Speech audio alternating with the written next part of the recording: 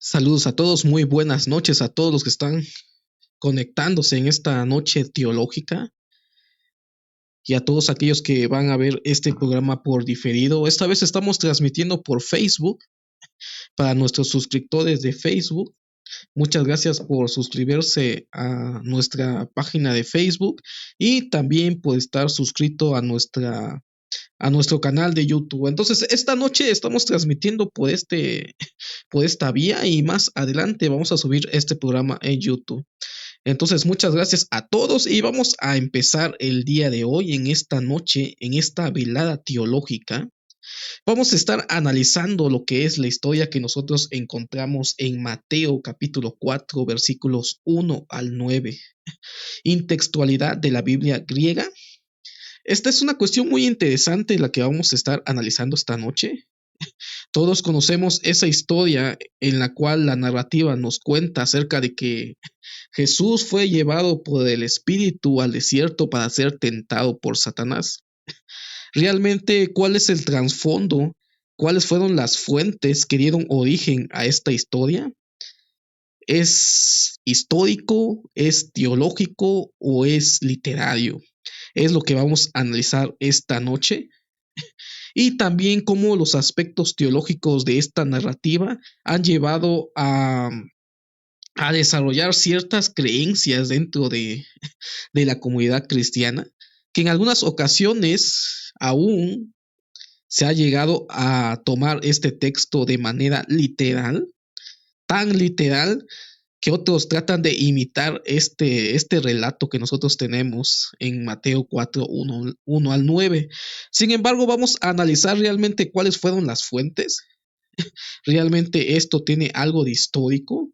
¿O estamos ante un problema de redacción literaria acerca de la intextualidad de la Biblia griega? ¿Y cuál es la Biblia griega? Recordemos de que los primeros cristianos utilizaban la Septuaginta.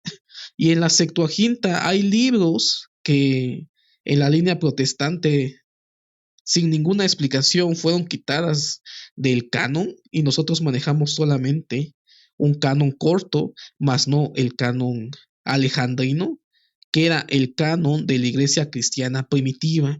Entonces vamos a analizar el texto y vamos a analizar el problema que conlleva este texto y vamos a leer un pequeño artículo de un diccionario. Entonces vamos a empezar, voy a compartir pantalla.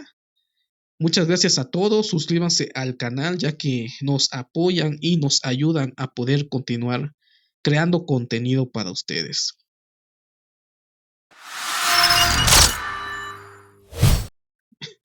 Entonces aquí tengo el texto, tengo este texto que es un texto problemático. Vamos a estar analizando esto desde la crítica bíblica, desde la crítica de las fuentes. Y no quiero que se me escandalicen porque siempre que tocamos este tema acerca de la crítica bíblica, muchas personas se escandalizan en el canal, pero la cuestión no es escandalizar a las personas, sino también hacerlos reflexionar en cuanto a los orígenes de nuestras creencias. Entonces tenemos la historia acerca de las tentaciones de Jesús en Mateo, Marcos y Lucas. Y tenemos algo muy interesante. Aquí tengo los tres textos. Quiero que vean que tenemos a Marcos y tenemos el texto más corto. Tenemos a Mateo y tenemos a Lucas que nos agregan más elementos a la narrativa. Sin embargo, el problema aquí es cuáles fueron las fuentes que utilizó Mateo y cuáles son las fuentes que utilizó Lucas.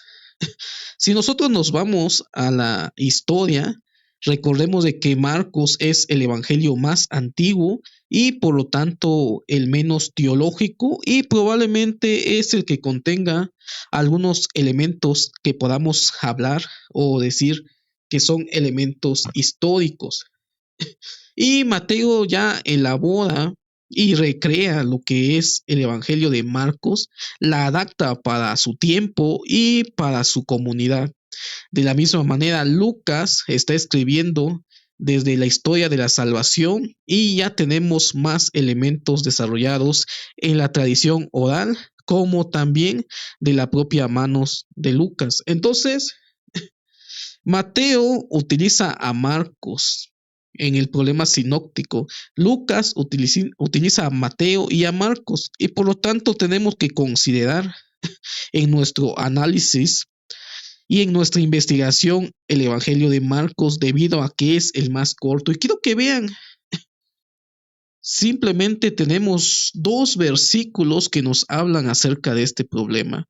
Entonces vamos a leerlo y lo vamos a comentar esta noche y vamos a ver qué podemos aprender acerca de Marcos. Vamos a hacer un recordatorio en cuanto a las fechas. En la tradición ortodoxa, Marcos es fechado en el año 50. Mateo es fechado entre el año 70-80 y Lucas probablemente también entre el año 90. Entonces Marcos es el que se acerca más a los eventos narrados en los evangelios, y Mateo y Lucas probablemente envuelven la narrativa entre la leyenda, el mito y la tradición de las iglesias que estaban en desarrollo en esa época. Entonces tenemos a Marcos y vamos a leer a Marcos.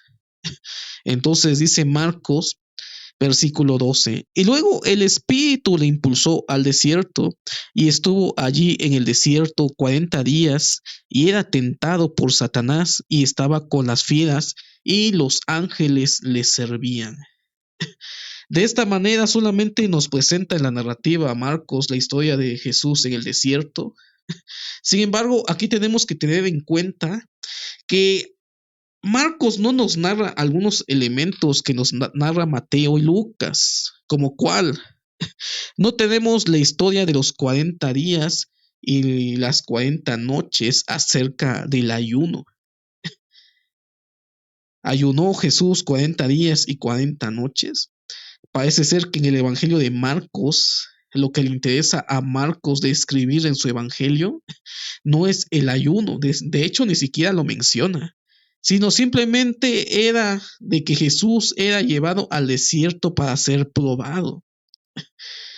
Y esto tiene que ver mucho con la cultura y con la época. El hecho de que haya sido llevado en el desierto no quiere decir de que ahí estuviera Satanás. Aquí encontramos un elemento que nos marca Marcos, que es una creencia popular acerca de que en los lugares desiertos se encontraban espíritus inmundos y se encontraban esos espíritus malignos. Entonces, en la tradición y la cultura es normal que Marcos haya mencionado a Satanás. Sin embargo, lo interesante en este texto de Marcos es que no nos narra acerca de los 40 días y los 40 noches de ayuno. Parece ser que a Marco no le interesa narrar esto, simplemente el hecho de Jesús que es llevado al desierto. Y la pregunta aquí es, ¿qué parte puede ser histórico y qué parte puede ser teológico o literario en cuanto al Evangelio de Marcos? Hay un hecho que nosotros podemos tener en cuenta y que es muy importante. Tanto Mateo como Marcos y como Lucas nos narran de que Jesús fue llevado al desierto. Parece ser que lo que nos narra Marcos en su evangelio tiene que ser histórico. Sin embargo, realmente, ¿qué fue hacer Jesús en el desierto? Teológicamente nos narra Marcos, según la cultura y la época, que fue para ser tentado, para ser probado, para ser tentado por Satanás o los malos espíritus, que era parte del pensamiento antiguo, que en esos lugares tenía poder esas entidades. Sin embargo, si nosotros le quitamos todo lo sobrenatural al texto de Marcos, podemos concluir que sí, Jesús pudo haber estado en el desierto. Sin embargo, ¿qué fue hacer Jesús en el desierto? Recordemos de que estamos antes del ministerio de Jesús. ¿Qué es lo que fue hacer en el desierto? Recordemos de que Juan el Bautista también está relacionado con el desierto. Y aún Se ha considerado de que Jesús pudo haber sido el discípulo de Juan. Por lo tanto, tenía ciertos conocimientos probablemente de algunas sectas que en ese momento estaban reunidos en el desierto. Entonces, aquí entra la hipótesis y el problema en cuanto a Jesús. ¿Qué fue a hacer en el desierto? Tenemos algunas críticas en cuanto a este asunto de Jesús y el desierto. Jesús pudo haber sido un esenio. Jesús pudo haber tenido contacto con la comunidad de Qumran.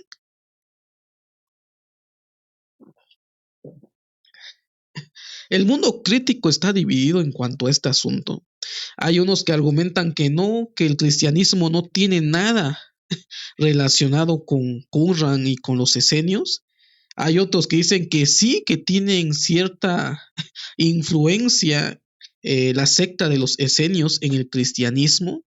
Y aún Juan el Bautista pudo haber sido parte de los esenios. Recordemos en la historia, en la narrativa de que los esenios parten eh, de esa comunidad llamada los piadosos, que surge en la época macabea, en los cuales se separan debido a las diferencias entre el templo de Jerusalén. El templo de Jerusalén fue tomado en manos de un falso sacerdocio, por lo tanto se separan y hay dos líneas, los esenios y los fariseos. Los fariseos continuaron en la historia en Jerusalén, aceptaron ese falso sacerdocio que había en el templo. Sin embargo, el otro grupo, que posteriormente fue llamado los esenios, eh, son llevados al desierto, crean su comunidad en Qumran. De hecho, ellos no creen que el templo more, en el templo de Jerusalén more lo que es la presencia divina. Y entonces, Juan el Bautista, si nosotros tomamos en cuenta la narrativa de Lucas y la narrativa que nos habla de que desciende de línea sacerdotal, es probable de que haya tenido contacto con estas comunidades que eran de línea sacerdotal.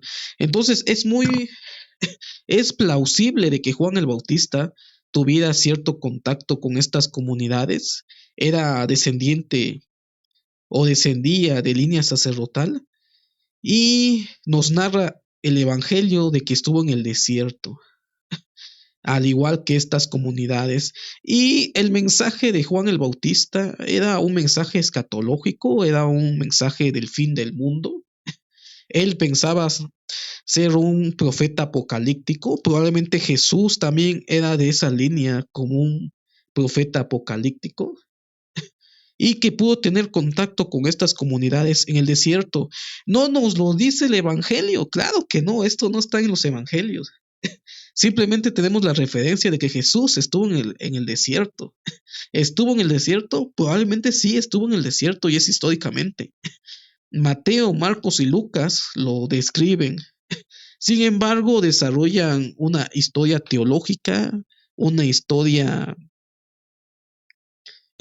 en base a ver a Jesús como el Mesías que ha sido tentado por Satanás en el desierto. Sin embargo, Marcos parece ser que es el único evangelista que nos narra de que sí estuvo en el desierto. ¿Qué estuvo haciendo? Según la cultura y la época, nos dice que estuvo combatiendo con esos poderes malignos. Y esto es algo que entre líneas se ha llegado a realizar hipótesis y teorías en cuanto a Jesús en el desierto, como si es posible que tuvo contacto con esta comunidad. Y algo sorprendente es que cuando Jesús estuvo en su ministerio, criticaba a los saduceos, criticaba a los escribas, criticaba a los maestros de la ley, criticaba a todos por igual criticaba, pero parece ser que guardaba silencio en cuanto al grupo de los esenios. Muchos dicen, es que los esenios estuvieron en el desierto. Pero históricamente se sabe de que no solamente los grupos esenios estuvieron en el desierto, sino que habían subgrupos en los cuales no era necesario estar recluidos en el desierto para ser partícipe de esta secta judía del periodo del Segundo Templo.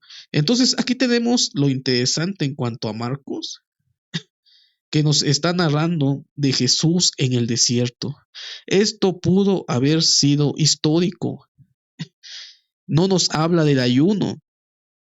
Mateo recrea la historia, desarrolla cierta narrativa en el cual vemos a Jesús siendo tentado por Satanás, y lo vamos a leer.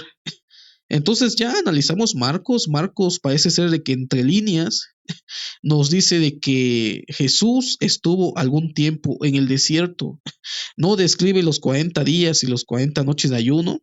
No describe realmente cuáles fueron las tentaciones por Satanás, aunque probablemente lo que estaba describiendo Marcos no era una batalla directamente con este personaje, que ya empieza a tener otro tinte en cuanto a la narrativa cristiana y muy diferente a la narrativa de la Biblia hebrea. Entonces, encontramos ahora a Mateo. Vamos a leer a Mateo y vamos a ver todo lo que agrega Mateo. Dice: entonces Jesús fue llevado por el Espíritu al desierto para ser tentado por el diablo, y después de haber ayunado 40 días y 40 noches tuvo hambre. Y aquí encontramos esto. Y después de haber ayunado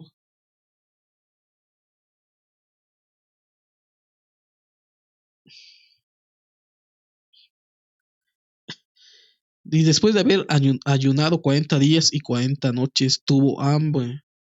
Y esto es lo interesante, cómo ahora sí Mateo agrega el ayuno.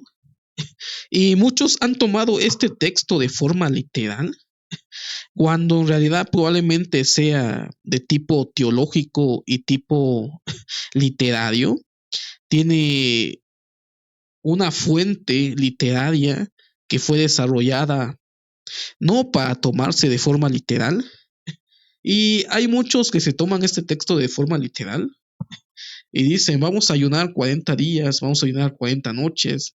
Entonces parece ser que lo importante no es realmente el ministerio de Jesús, sino imitar a Jesús. Y yo quisiera preguntarles, ¿realmente podemos imitar al Hijo de Dios? ¿Realmente podemos imitar a Jesús? Claro que se nos enseña a ser imitadores de Cristo, pero en muchas ocasiones nosotros tomamos los textos de forma literal, sin saber cuáles fueron las fuentes y cómo se desarrollaron estas historias. Entonces aquí tenemos a Mateo, que le agrega 40 días y 40 noches y tuvo hambre. Y posteriormente dice el texto, y vino a él el tentador y le dijo, si eres hijo de Dios, di que estas piedras se conviertan en pan.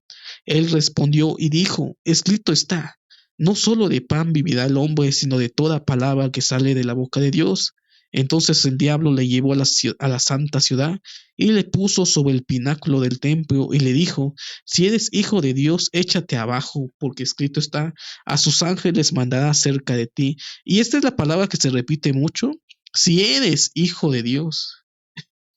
Aquí estamos encontrando aspectos teológicos. Si eres hijo de Dios, échate abajo porque escrito está, a sus ángeles mandará cerca de ti y en sus manos te se sostendrán para que no tropieces con tu pie en piedra. Jesús le dijo, escrito está también, no tentarás al Señor tu Dios. Otra vez le llevó el diablo a un monte muy alto y le mostró todos los reinos del mundo y la gloria de ellos y le dijo, todo esto te daré si postrado me adoras. Entonces Jesús le dijo, vete, Satanás, porque escrito está, al Señor tu Dios adorarás y a él solo servirás. El diablo entonces le dejó y aquí que vinieron ángeles y le sirvieron.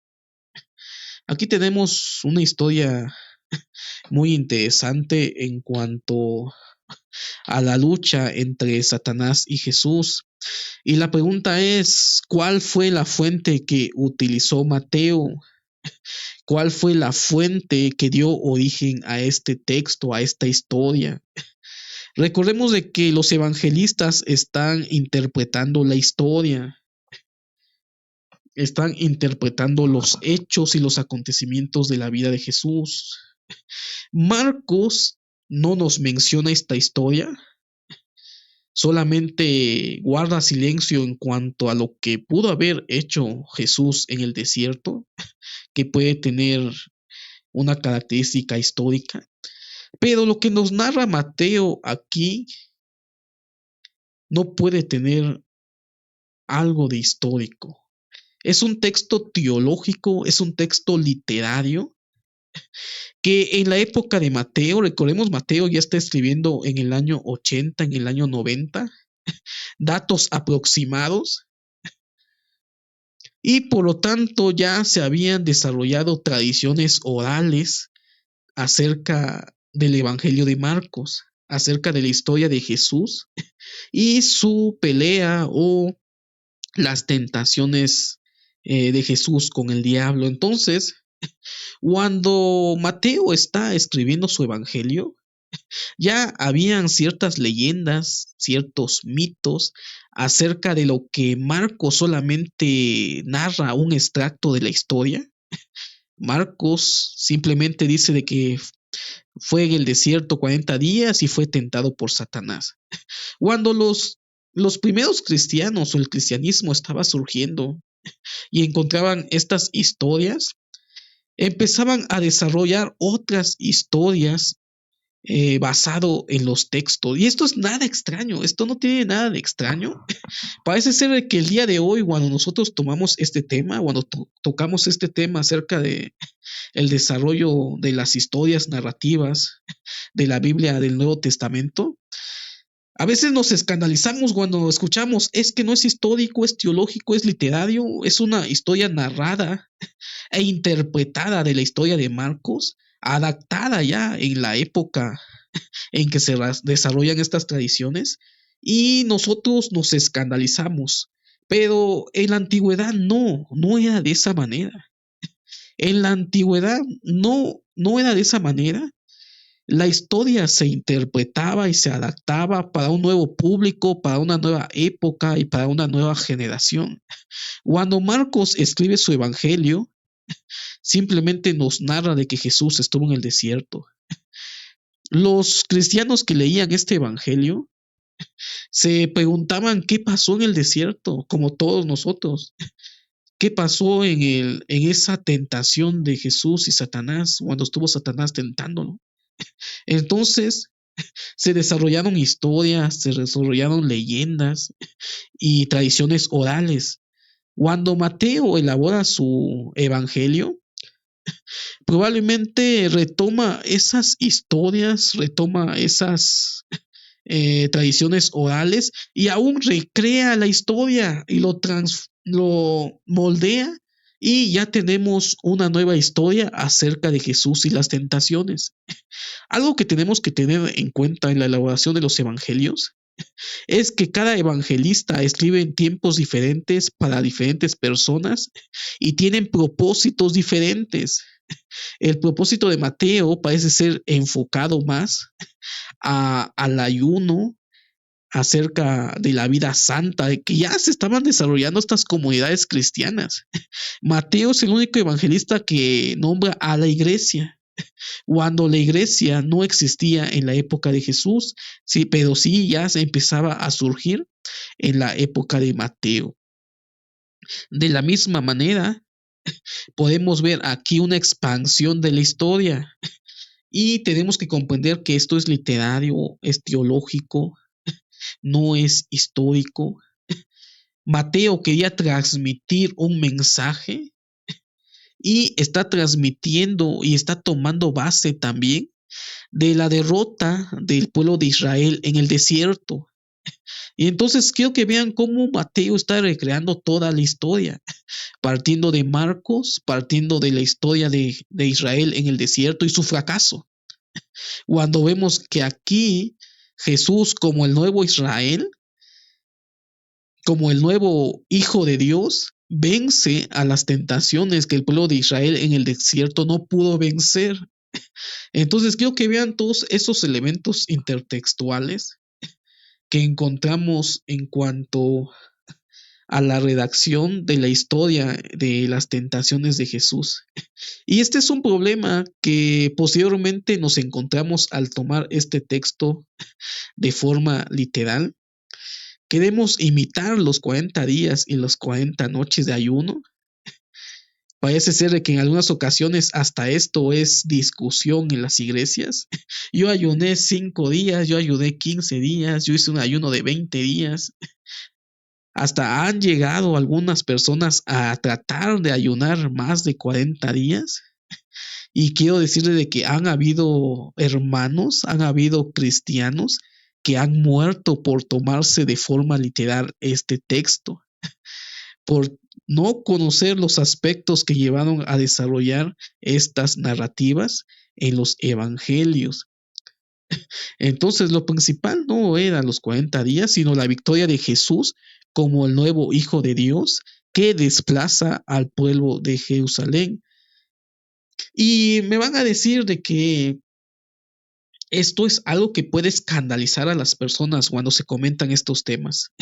Cuando se dicen de que esta historia de Jesús y Satanás no es histórico, es literario y teológico, algunas personas se empiezan a escandalizar acerca de esto. Y hay algunos también que lo enseñan de mala manera, denigrando al cristianismo y argumentando de que esta historia es ficticia, es ficción. Sin embargo, realmente lo importante no es la historia, sino el mensaje de fondo, que es el mensaje teológico. Mateo quiere poner en preeminencia a Jesús sobre el pueblo de Israel. Recordemos ese dato de que Mateo probablemente está escribiendo para un público judío cristiano. Y ese es el meollo del asunto. Cuando nosotros leemos el texto, a veces lo leemos de forma exterior, no lo analizamos a fondo, no lo analizamos realmente la intención también del escritor del Evangelio, que en este caso sería Mateo. No nos damos cuenta en qué época lo está escribiendo, no lo está escribiendo para nosotros, lo está escribiendo para una comunidad judío-cristiana, probablemente en el año 80 después de Cristo, en ese momento en que se separa la iglesia o la comunidad judío-cristiana, la comunidad cristiana gentil, de la sinagoga de los judíos. Entonces aquí estamos viendo también características apologéticas en cuanto al lugar o la preeminencia de Jesús sobre el pueblo judío. Entonces todas estas cosas están en ese texto, simplemente están veladas cuando lo estudiamos de forma literal. No buscamos el contexto histórico, el contexto literario y aún el trasfondo del propio autor. Y por lo tanto Mateo escribe esta historia para poder dar en preeminencia a lo que es la figura de Jesús. Y esta forma de escribir historia no es nada nuevo. Era una forma peculiar y una característica especial de los textos bíblicos. En una ocasión, N.T. Wright, en uno de sus libros que se llama El Nuevo Testamento y el Pueblo de Dios, no sé si está en español, yo lo leí en inglés, nos decía de que el pueblo judío es un pueblo de historia. En otras palabras, el pueblo de Israel escribía historias mayores e historias menores. Las historias mayores son las que se encuentran en la Biblia hebrea y las historias menores son todas esas historias que empezaron a surgir en el periodo intertestamentario. Esa literatura pseudepígrafe, esa literatura apócrifa, términos que fueron adaptadas posteriormente, que en esa época realmente era literatura que circulaba. Y entonces esta literatura menor contaban historias y se basaban de textos de la Biblia hebrea. Por ejemplo, tenemos lo que es la historia de Adán o el testamento de Adán. Tenemos esta historia en primera persona que nos cuenta lo que pasó en esa época en que cayó en transgresión y que nos cuenta el Génesis, recordemos la historia. Entonces ya en el testamento de Adán nos está narrando en primera persona desde los labios de Adán lo que ocurrió en esa ocasión en que pecó delante de Dios y se los está contando a su público, a sus hijos. Y es interesante cómo los judíos realizaban esta literatura, debido a que se basaban de unos textos y se preguntaban qué pudo haber pasado y desarrollaban estas pequeñas historias que daban a entender las varias interrogantes que dejaba la Biblia hebrea. De la misma forma tenemos la historia de Enoch o el libro de Enoch, primera de Enoch,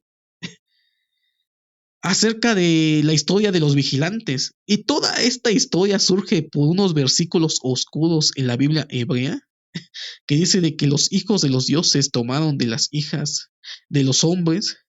Y ahí hay un problema, que los judíos de esa época reescribieron la historia y lo adaptaron en lo que es la historia en primera de Enoch, donde nos narran literalmente de que en esa época sí se creía de que ángeles tomaron a mujeres por esposas, y ahí nos narra toda la narrativa del libro de Enoch, va enfocado a ese problema en que los ángeles pecaron y tomaron a mujeres. Entra Enoch, empieza a narrar que los ángeles piden que interceda por ellos ante Dios. Y entonces toda esa narrativa que tenemos en Enoch es simplemente desarrollada por esos versículos tan oscuros que tenemos en la Biblia hebrea.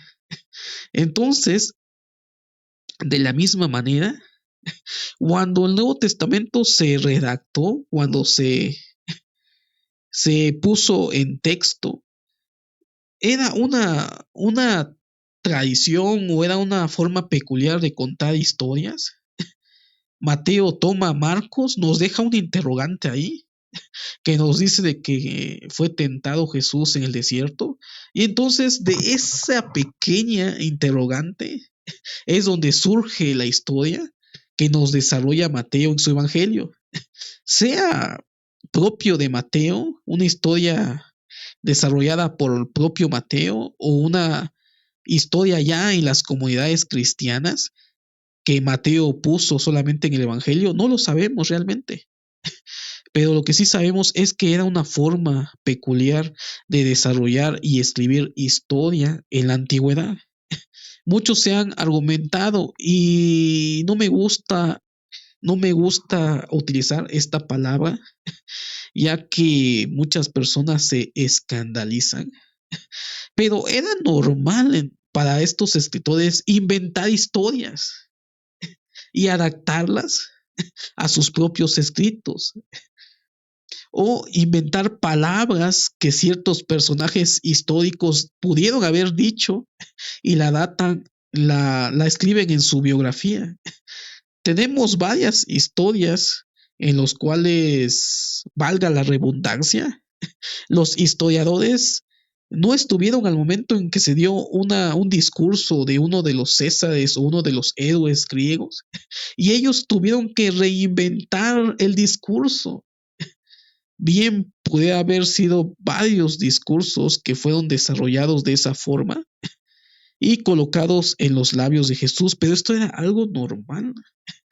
Cuando sucedieron estos hechos que nos narran los evangelistas, están escribiendo posteriormente a los eventos.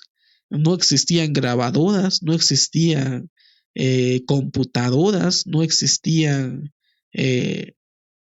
máquinas de escribir. Entonces el historiador tendría, sí o no, inventar historias e inventar narrativas, y es como surgen y se expanden las historias en los evangelios. Entonces tenemos esto en Mateo, que bien pudo haber sido parte de esta situación para poder desarrollar esta historia y alargar la historia y explicar la historia de la tentación de Jesús y Satanás. Entonces no hay que tomarse de forma literal esta historia que no parte de hechos históricos. Lucas de la misma manera expande la historia, ya está escribiendo para otro sector, para otra comunidad, y ya ha pasado mucho tiempo después de lo narrado. Entonces, si nosotros tendríamos que considerar o buscar la historia dentro de esta narrativa, podemos comprender que Marcos es el que se acerca más a los eventos históricos. Marcos nos narra de que Jesús estuvo en el desierto. ¿Estuvo en el desierto? Claro, estuvo en el desierto. ¿Qué estuvo haciendo? No lo dice, guarda silencio. Solamente nos trae lo que pensaba la gente de esa época, que el desierto habitaban seres sobrenaturales, malos espíritus y demonios, y por lo tanto es lógico de que él pudo haber puesto ahí Satanás. Pero la pregunta es, ¿realmente pensaba en Satanás como un personaje real? Esa es otra de las preguntas que tenemos que tratar. ¿O está demostrando ahí poner a este personaje como representación de lo que pensaban las personas de ese tiempo, de que en ese lugar desierto habitaban demonios, habitaban malos espíritus y habitaban fieras y animales? Entonces, esto es algo histórico, era parte de la creencia de esa época. Mateo ya alarga la historia, Lucas también alarga la historia. Pero tenemos otra pregunta que resolver en cuanto a este texto. ¿Cuáles fueron las fuentes que utilizó Mateo para poder elaborar esta narrativa? Parte de la tradición oral y de los mitos que se estaban desarrollando en el cristianismo, o como un buen escritor y redactor tiende a basarse de textos antiguos. Acuérdense de que yo les hablé de que era normal de que los escribas desarrollaran historias de textos antiguos para poder moldearlos y adaptarlas y darles una respuesta a las comunidades actuales. Tenemos un texto muy interesante. Lo tenemos en la Biblia griega, en el canon griego, no lo tenemos en el canon hebreo. El libro de sabiduría parece ser el texto en el cual se pudo haber basado parte de la narrativa de las tentaciones de Jesús en el desierto. Esta es una forma de hacer historia, es una forma de expandir la historia en la antigüedad.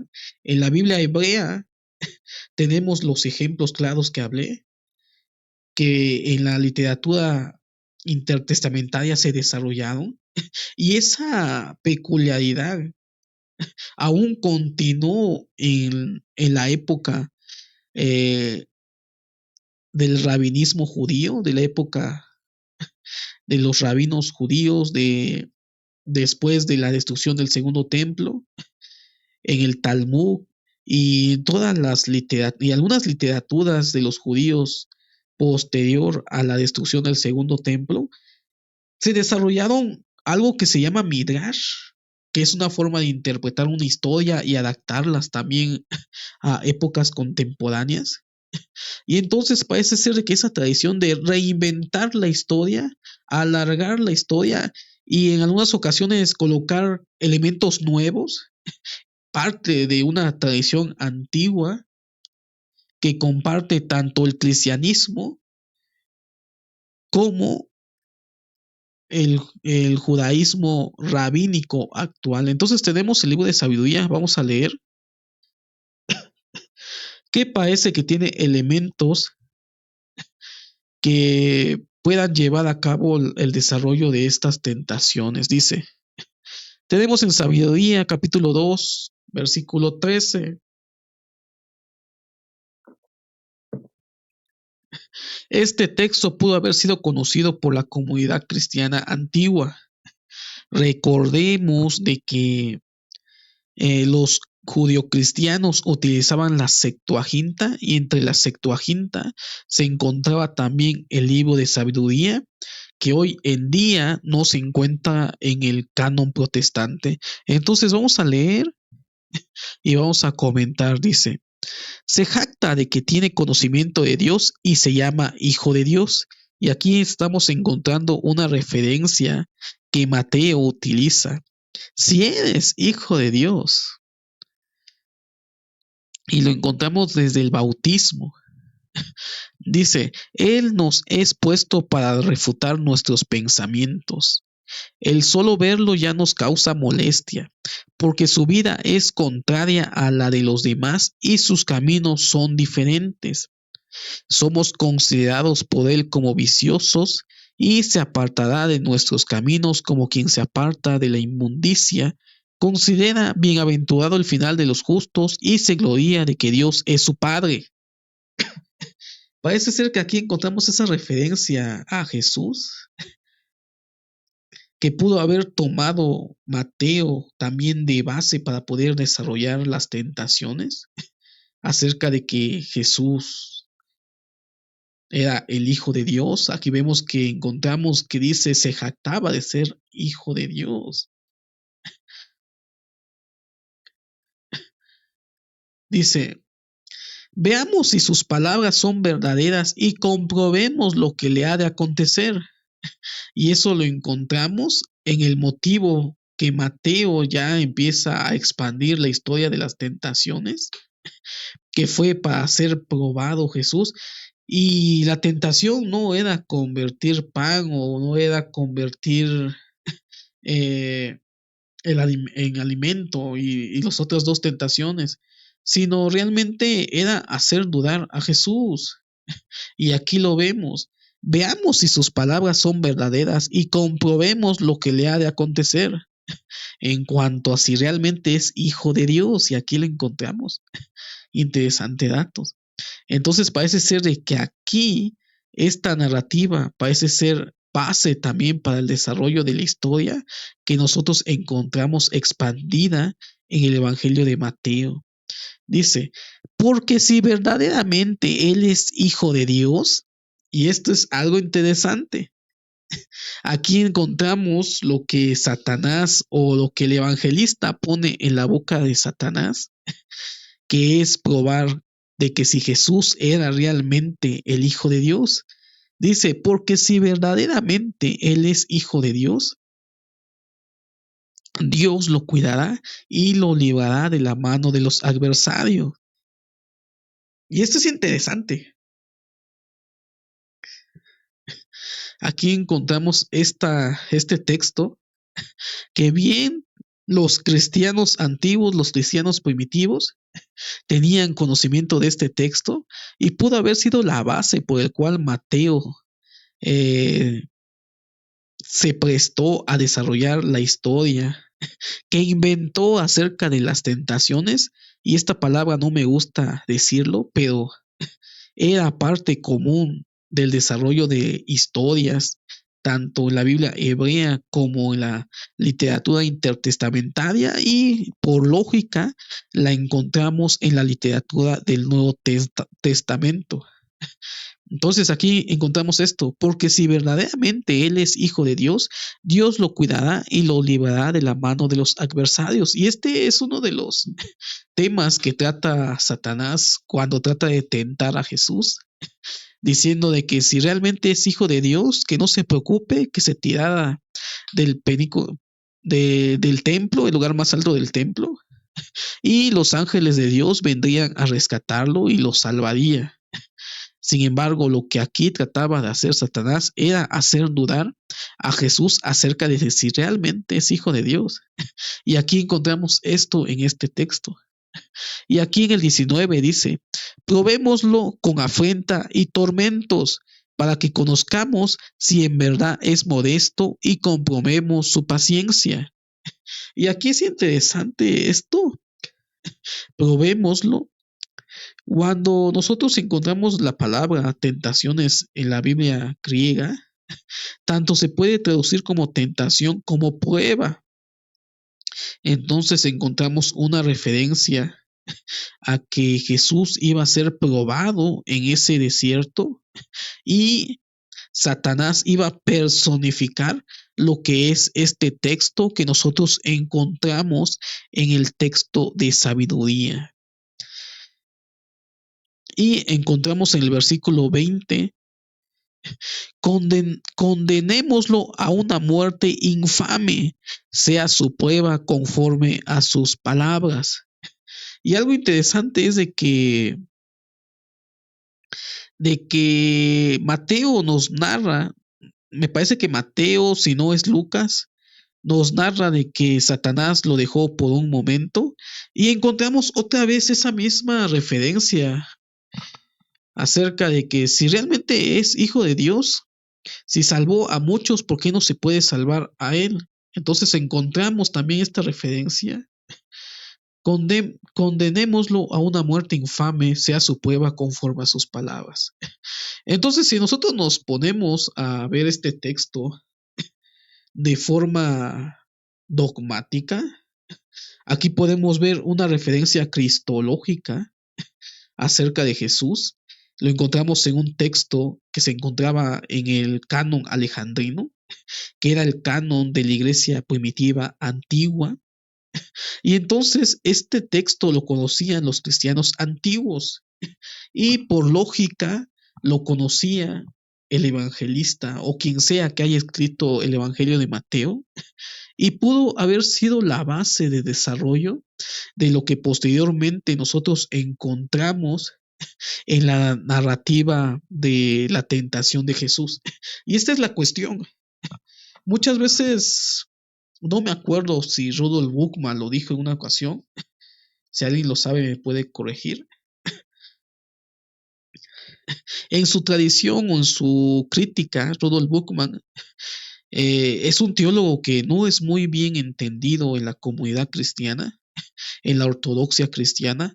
Sin embargo, Rudolf Buchmann trataba de acercarse al texto del Evangelio, tratando de quitar las tradiciones, los mitos, desconstruir los evangelios, aunque suena un poco mal, para poder descubrir realmente los elementos históricos de Jesús o la historia de Jesús histórico y despojarlo de todos esos elementos teológicos que nos narran los evangelios. Y entonces Rudolf Buchmann es el que es el pionero de la crítica de tradición, tratando de desconstruir y eliminar todos estos elementos de los evangelios para poder descubrir realmente la historia detrás del personaje de Jesús.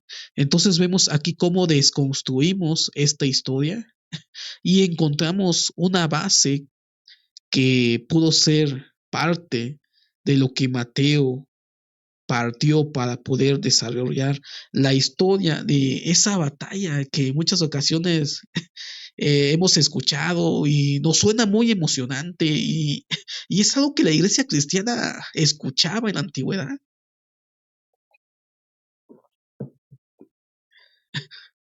Escuchaba en la antigüedad y era algo emocionante y hoy en día es algo que nos impacta.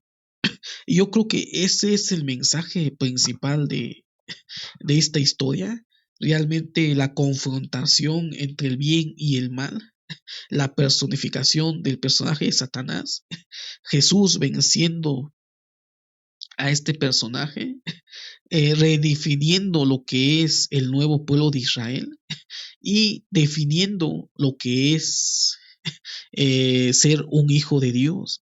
Y esto es lo teológico. Y esto es lo interesante también saber, sin caer en la literalidad, sin caer en el dogmatismo religioso, de considerar estos elementos como el ayuno, como algo que debemos repetir 40 días, 40 noches. Muchos han tomado este texto de forma literal y de forma histórica. Algunos han muerto por tratar de imitar esto que Mateo escribió de forma literaria y teológica, más no histórica. Y entonces ahí estamos viendo cómo al desconstruir este texto, buscar las fuentes, los orígenes y el desarrollo aún de los evangelios, podemos evitar todas esas atrocidades que ocurren en las iglesias y sobre todo de líneas ultra carismáticas.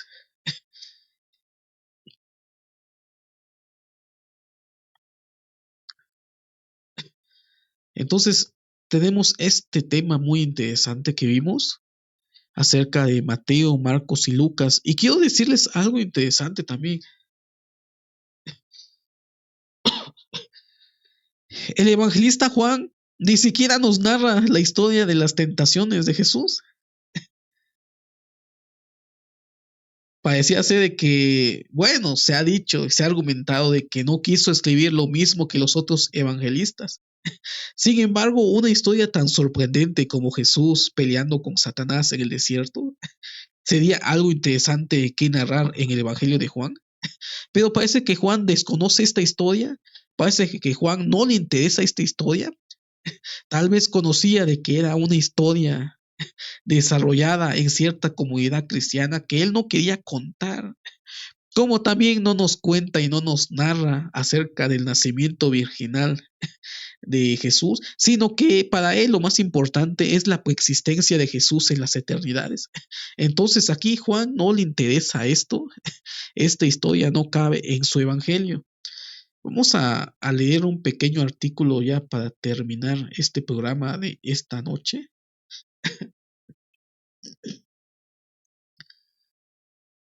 Vamos a leer del diccionario Holman.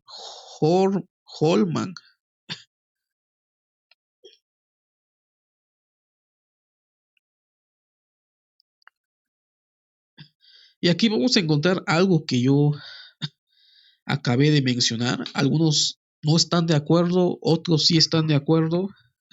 Realmente no pretendo tener la verdad de nada, simplemente comparto y comento estos temas para que reflexionemos en cuanto a la redacción de los evangelios, en cuanto a nuestras propias creencias y dogmas que se desarrollan de estas literaturas.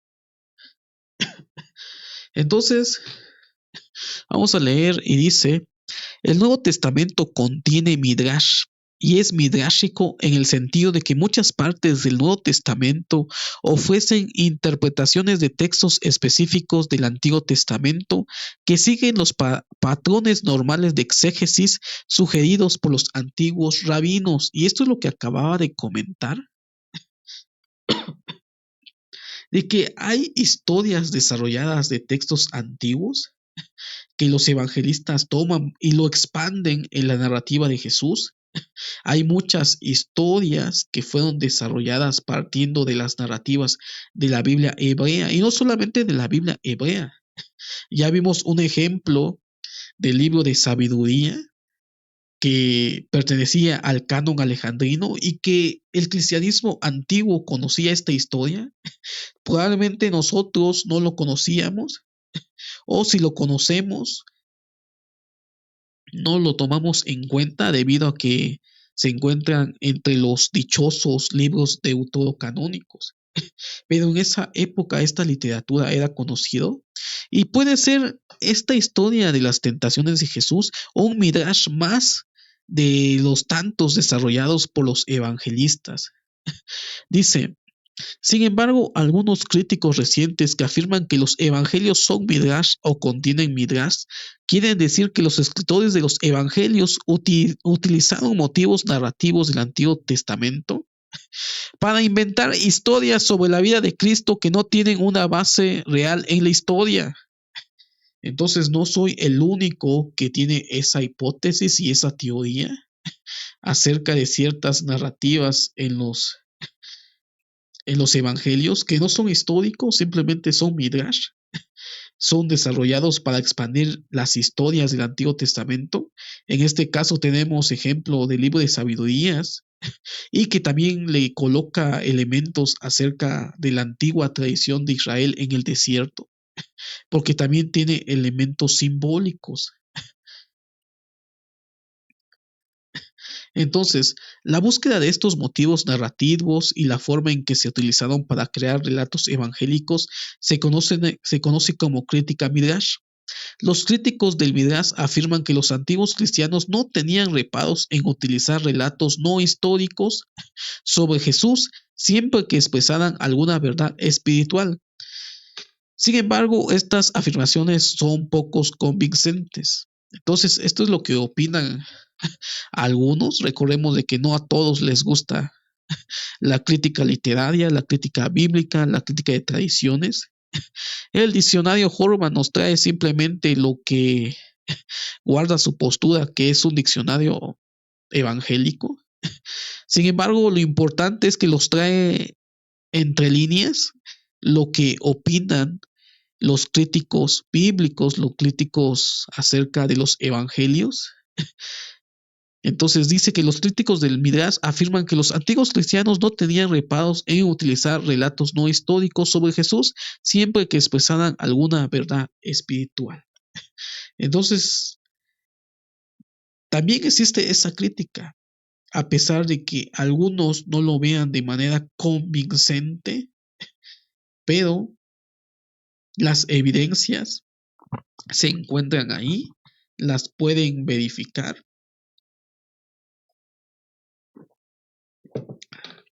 Podemos ver los tres evangelistas. Marcos, que es el menos teológico, simplemente nos hace una pequeña referencia. Mateo expande la historia de Marcos y la pregunta es, ¿qué fuente utilizó Mateo? Recordemos de que Mateo utiliza a Marcos, pero ¿qué otras fuentes utilizó? ¿Se basó en una tradición oral? ¿Se basó en el libro de sabiduría? Entonces la cuestión es esa. Realmente, ¿cuál fue la fuente que utilizó para narrarnos la historia de Jesús y las tentaciones? Hay una serie por ahí que tiene mucha, últimamente he visto que tiene mucho rating o tiene mucha popularidad, en el cual muestran a Mateo, y este es algo que tenemos en la mente. Pensamos de que Mateo estuvo ahí viendo todo, estuvo en el desierto, estuvo viendo las tentaciones, estuvo viendo a Jesús y estuvo escribiendo en sus notas. Ese es un pensamiento que lo tenemos todos acerca de este evangelio y de los evangelios. Porque en esta serie ponen a Mateo así, ponen a Mateo que sigue a Jesús y que en cada vez que empieza a predicar Jesús, Mateo saca eh, su cuaderno y empieza a escribir todo lo que dice Jesús. Entonces, esa es la idea que tenemos y es la idea que nos han vendido, pero realmente no se desarrollaron de esa forma lo que son los evangelios.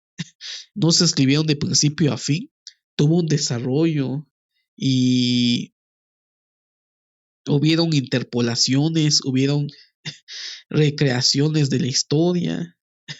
Entonces, realmente lo que tenemos en los evangelios no tratan de darnos hechos autobiográficos o históricos, sino presentarnos a Jesús a la luz de la revelación de la resurrección.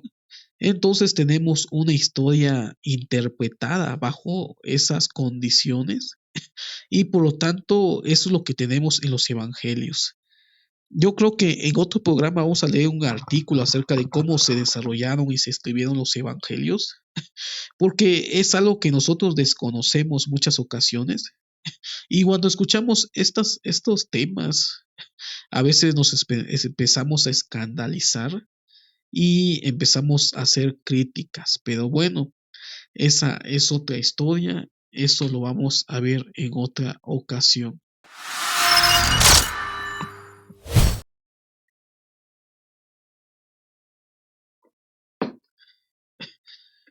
Entonces, hoy analizamos Mateo 4, 1 al 9, intextualidad de la Biblia griega. Vemos cómo encontramos ese texto en el libro de sabidurías, que parecía ser que es el texto en que se basa esto. Y eso es algo muy interesante realmente.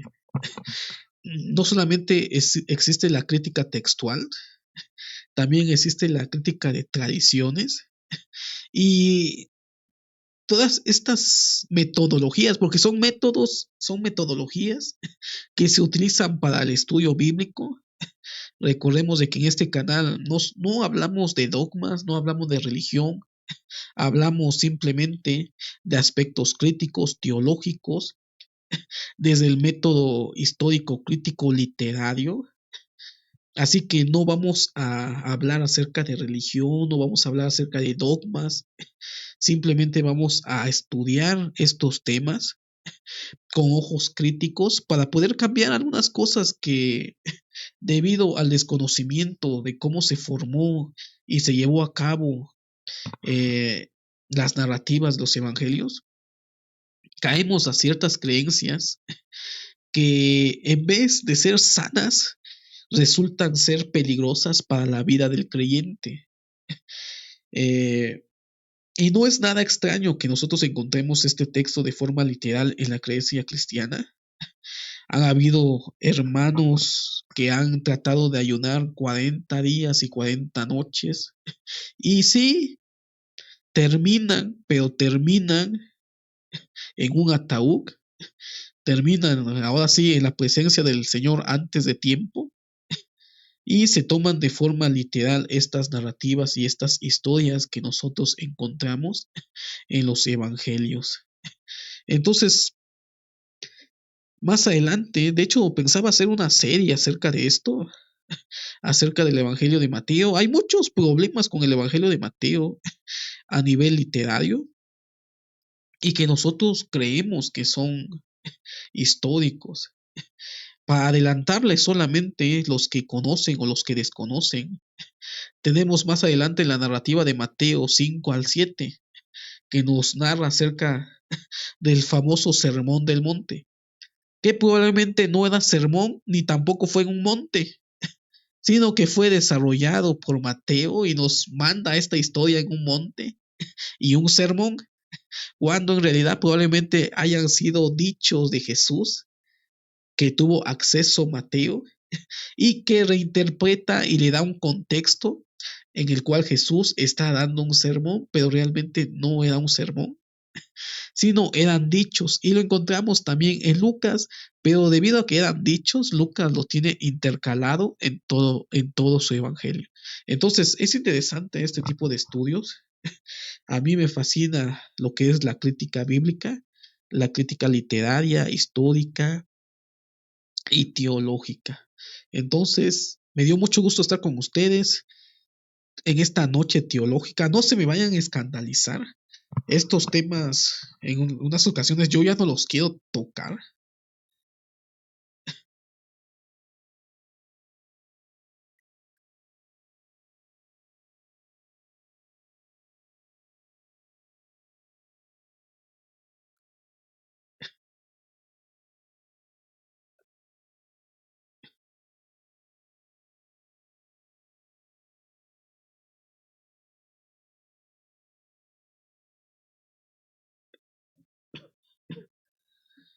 En algunas ocasiones ya no quiero tocar estos temas en el canal, ya que muchos se escandalizan y realmente ese no es el fin de este canal.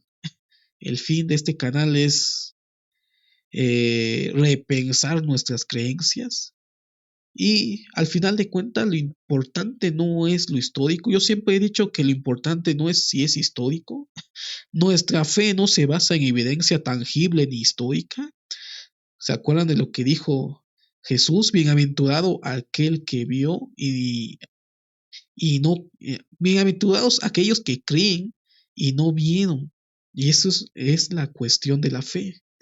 Los estudios académicos críticos no es cuestionar la fe, sino replantearnos nuestras creencias para poder tener una fe más madura.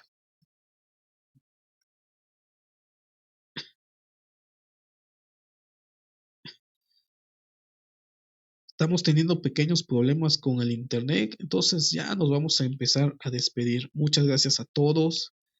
Nos vemos en otro programa.